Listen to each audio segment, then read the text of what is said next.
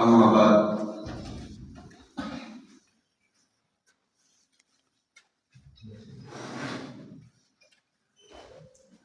عزیز ساتھیوں،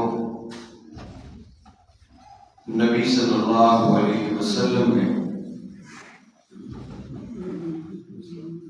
ہر عمر کے انسان کی تربیت ہر لحاظ سے ہر جگہ پہ کی ہے۔ خواہ کوئی بچہ ہے یا کوئی جوان مرد ہے یا عمر کا آخری حصہ گزارنے والا بزرگ ہے، نبی صلی اللہ علیہ وسلم نے ہر موقع پر موقع اور محل کی مناسبت سے ہر انسان کو نکھارنے کی ہر ممکن کوشش کی ہے۔ آپ علیہ الصلوۃ والسلام نے ایک دن ایک بچے کو کہا، سم اللہ وکل بیمینک وکل مما یلیک۔ نبی صلی اللہ علیہ وسلم نے 3 باتیں ایک چھوٹی سی حدیث کے اندر کی اور ایک بچے کی مکمل کھانے کے لحاظ سے تربیت کر کے رکھ دی۔ آپ علیہ الصلوۃ والسلام نے فرمایا سم اللہ، پہلی بات، وکل بیمینک، دوسری بات، وکل مما یلیک۔ کھانے کی ابتدا ہے تو سب سے پہلے اللہ کا نام لینا ہے۔ جس رب کائنات نے تمہیں یہ کھانے کی استطاعت دی ہے کہ تم یہ نوالے اور یہ لقمے چبا رہے ہو اور تمہارے منہ تک یہ کھانا پہنچ رہا ہے۔ نہیں تو دیکھیے عام حالات کے اندر لوگوں کو تو ٹائم کا ایک وقت کا بھی کھانا نصیب نہیں ہوتا۔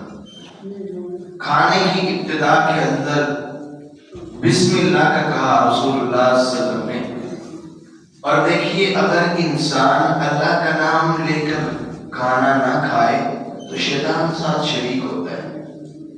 اور عموماً دیکھیے جہاں پر کوئی فنکشن اٹینڈ کرنے کے لیے لوگ جاتے ہیں، کھانے کی باری آتی ہے، کھانا کھلتے ہی لوگ ان کو پتہ نہیں ہوتا کہ ہم نے کیا بات کرنی ہے، بس کھانے پر ٹوٹ پڑتے، اللہ کا نام لیا نہیں، اور اتنی بربادی ہوتی ہے کہ کھا کر بھی انسان کا پیٹ نہیں بھرتا۔ پھر اسی طرح آپ علیہ الصلوۃ والسلام نے بچے کی تربیت میں کہا کہ دائیں ہاتھ سے کھاؤ۔ آج کے دور کے اندر ہم دیکھ لیں کہ خواہ بڑا ہے یا چھوٹا یا درمیانی عمر کا شخص ہے، بائیں ہاتھ کو عموماً ہر جگہ پہ استعمال کیا جاتا ہے۔ نہیں دیکھا جاتا کہ میں کھا رہا ہوں، میں پی رہا ہوں، میں کسی سے کوئی چیز دے رہا ہوں، کوئی چیز لے رہا ہوں، ہر معاملے کے اندر بائیں ہاتھ کا استعمال کیا جاتا ہے۔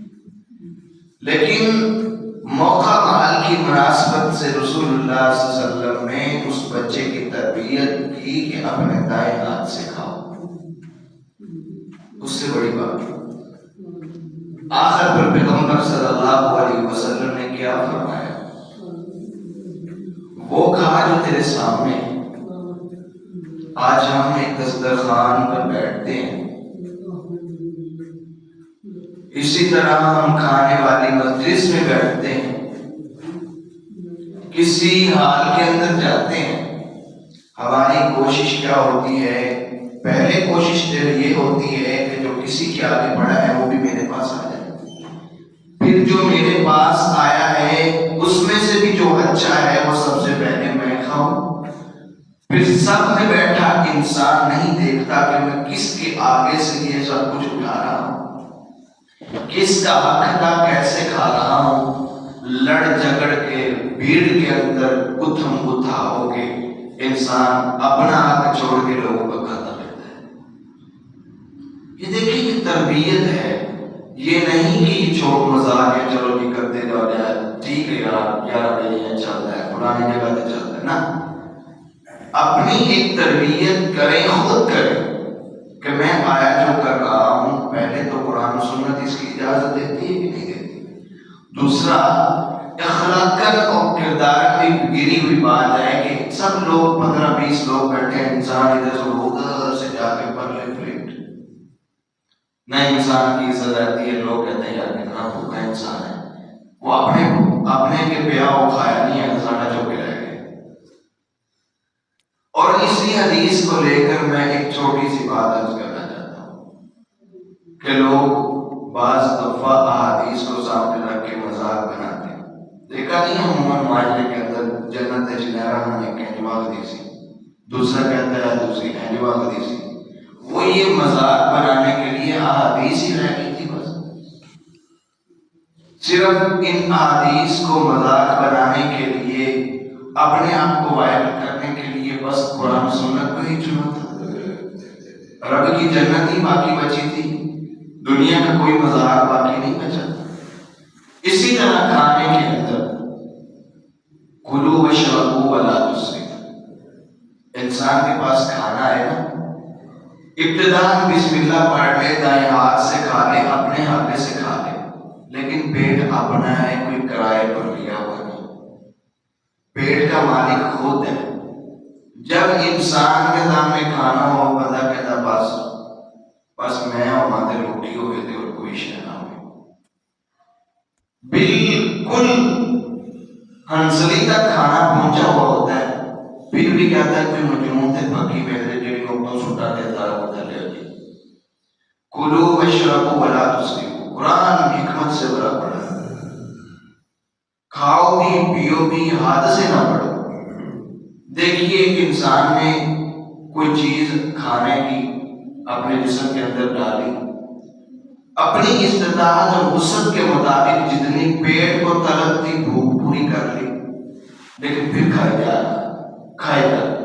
انسان کے اندر بیماریوں کے علاوہ کچھ نہیں کرتا.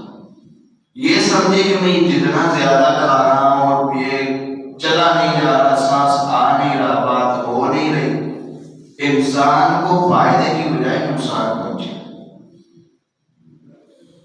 انسان کو فائدے کی بجائے نقصان پہنچے گا. پیٹ کے 3 حصے کر کے کھانا چاہیے.